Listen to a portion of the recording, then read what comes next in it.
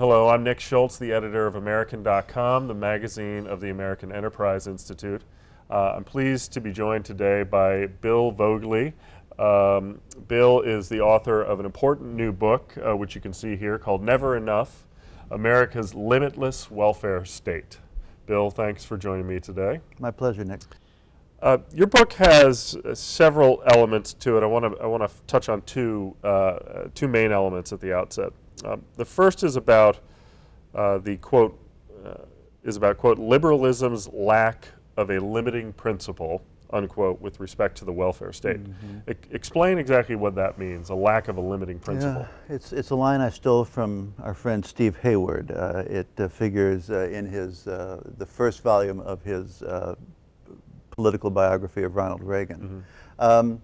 What it means is that there's nowhere to sort of, it's hard enough to find the theory of liberalism in any case, but in particular, if you go into the writings of the progressives, people like Herbert Crowley, the speeches of the important politicians, FDR, later on the sort of journalistic writings of Arthur Schlesinger, looking for this question, what does it mean for big government to get big enough that it doesn't need to grow any further?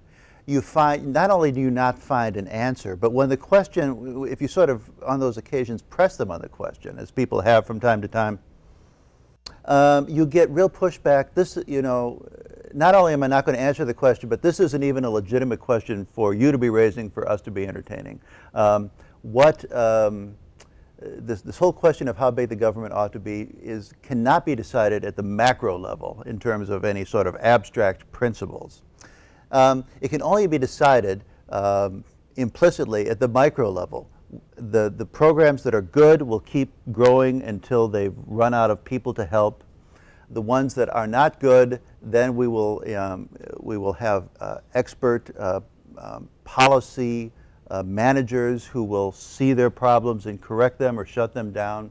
And that's as far as we want to go down this road of asking how big the welfare state ought to be. So all of this rhetoric about it being insufficient, I say in the book, led me naively to think that there must be somewhere out there a criterion of sufficiency. I don't think there is one. In other words, you could say to an advocate of a large and comprehensive welfare state, okay, outline for me what an endpoint looks like, how comprehensive, yeah, and what its outer bounds are. And what you found is you couldn't find anybody who... Yes. I know very little about the inner workings of Western European social democracies, but I would feel pretty comfortable making the bet that in Sweden, where the percentage of the GDP used by the government for social welfare purposes pushes up towards 50%, half the economic output, you still have a political left whose members get up every morning and go to work thinking it's terrible that our poor government is being forced to scrape by with only 55% of GDP. Think of all the good we could be doing, the problems we could be solving, the suffering we could be alleviating. If only we could get another point or two or three or five and use it for social welfare purposes rather than have it sort of languishing in private hands in the private sector.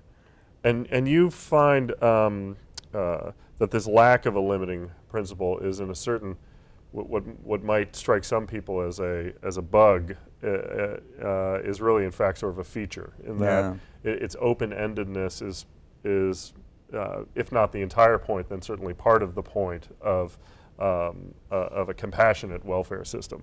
And you see the roots of this. You go back in the book and look at the progressives and Wilson and FDR and the New Deal.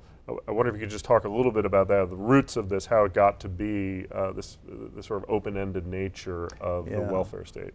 Yes, I mean, the progressives did not pick that name for themselves ill-advisedly. It defines their orientation. They were turning away from the reverence for the founding and the Constitution that had sort of animated American politics through the first century or so after the Constitution was ratified, and saying that we need to take our bearings by the future. Now that's a trickier proposition because the past is, we can argue about it, but at least it's a tangible, knowable thing. The future could be lots of things, but the orientation towards it that is sort of animates progressivism means that we're going to assume that the future is going to be a better, a more effective, a wealthier, a better educated, a more hygienic, in every sort of. Let's hope. Yes, that's right. That's right. It's going to be a nicer neighborhood to live in, and therefore the point of politics is to facilitate and hasten our arrival at these steadily nicer destinations for us to live in. But there's no ultimate vacation spot, right? No, I don't think so. If there is, it's and I mean, in a funny way, I talk about this a little in the book, but there's more to be said about it.